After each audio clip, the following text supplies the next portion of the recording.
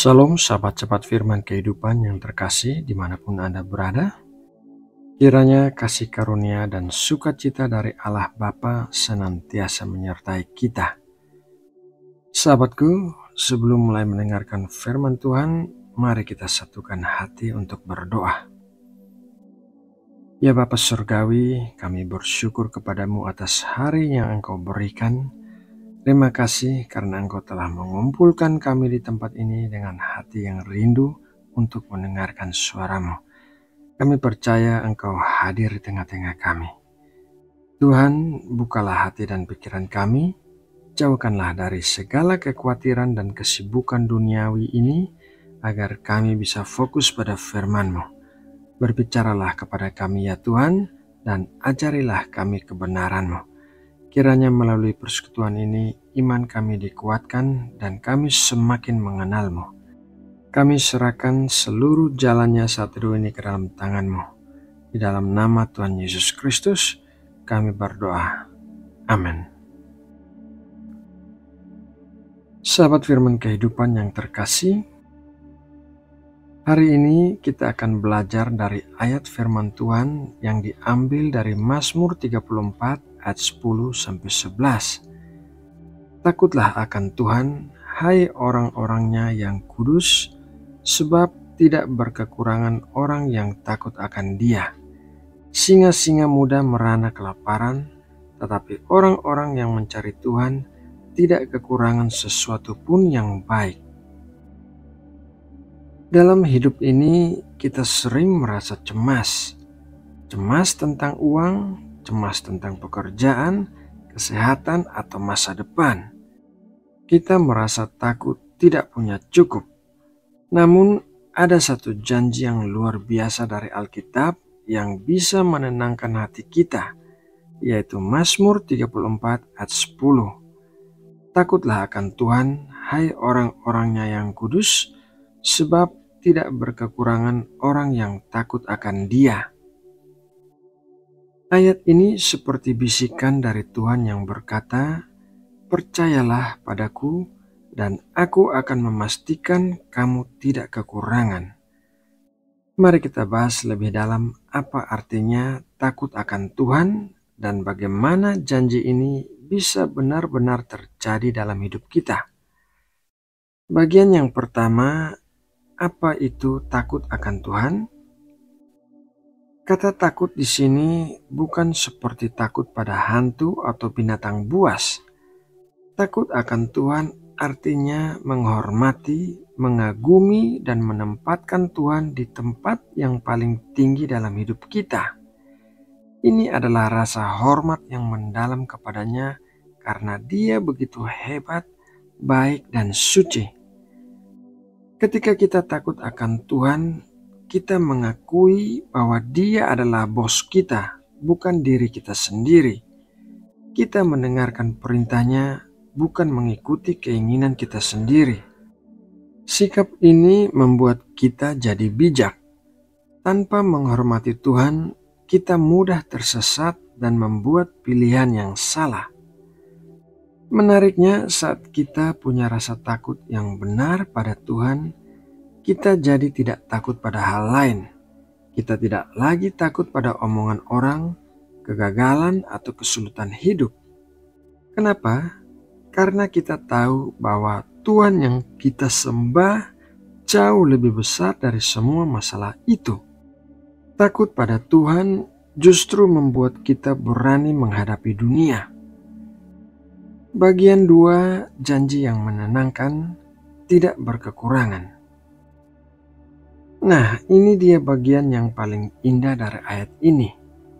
Sebab tidak berkekurangan orang yang takut akan Dia. Berkekurangan artinya kekurangan atau tidak punya cukup. Jadi, janji Tuhan adalah orang yang menghormatinya tidak akan kekurangan. Apakah ini berarti kita akan selalu kaya raya? Tidak harus begitu. Tuhan menjanjikan kelimpahan yang jauh lebih berharga dari sekedar uang. Kelimpahan dari Tuhan itu mencakup yang pertama, cukup di dalam hati. Orang yang takut akan Tuhan punya damai sejahtera, sukacita, dan harapan. Hati mereka tidak kosong, tapi penuh dengan rasa syukur bahkan di saat susah. Yang kedua, cukup dalam kebutuhan. Meskipun mungkin tidak selalu kaya, Tuhan pasti akan mencukupi kebutuhan dasar kita. Firman Tuhan berkata, Dia tidak pernah meninggalkan orang yang benar sampai minta-minta roti. Tuhan tahu apa yang kita butuhkan dan Dia akan menyediakannya. Yang ketiga, cukup dalam kebijaksanaan. Kita tidak akan kekurangan akal atau bimbingan. Ketika kita bingung, kita bisa bertanya pada Tuhan melalui doa dan firman-Nya, dan Dia akan menuntun kita di jalan yang benar. Yang keempat, cukup dalam hubungan. Orang yang menghormati Tuhan akan menjadi orang yang baik dan jujur. Ini membuat mereka bisa membangun hubungan yang sehat dan saling mendukung dengan orang lain. Bagian ketiga yaitu menerapkan dalam hidup sehari-hari. Jadi, bagaimana kita bisa takut akan Tuhan dalam kehidupan sehari-hari? Yang pertama, utamakan Tuhan. Jadikan Tuhan nomor satu. Saat membuat keputusan, tanya pada diri sendiri, apakah ini menyenangkan hati Tuhan? Yang kedua, hidup benar. Takut akan Tuhan membuat kita ingin hidup bersih dari dosa. Bukan karena kita takut dihukum, tapi karena kita menghormati dan mengasihi Tuhan. Yang ketiga, taat dengan gembira. Mengikuti perintah Tuhan bukan beban, tapi jalan menuju hidup yang terbaik. Kita taat karena kita percaya Tuhan tahu yang terbaik untuk kita. Yang keempat, suka memberi. Kita sadar semua yang kita punya adalah pemberian Tuhan. Karena itu, kita senang berbagi dan membantu orang lain yang membutuhkan. Sahabat firman kehidupan yang terkasih, Mazmur 34 ayat 10-11 adalah janji yang kuat. Janji bahwa orang yang menempatkan Tuhan di tempat tertinggi tidak akan kekurangan. Kelimpahan itu bukan hanya soal uang, tapi juga soal kedamaian, sukacita, dan pemeliharaan Tuhan dalam setiap aspek hidup. Jadi, daripada cemas, mari kita pilih untuk menghormati Tuhan lebih dari segalanya. Dan percayalah, saat kita hidup dalam rasa hormat kepada-Nya, kita akan menemukan bahwa Dia sungguh setia pada janjinya. Kita tidak akan pernah kekurangan. Nah, sahabatku, demikianlah renungan firman Tuhan hari ini.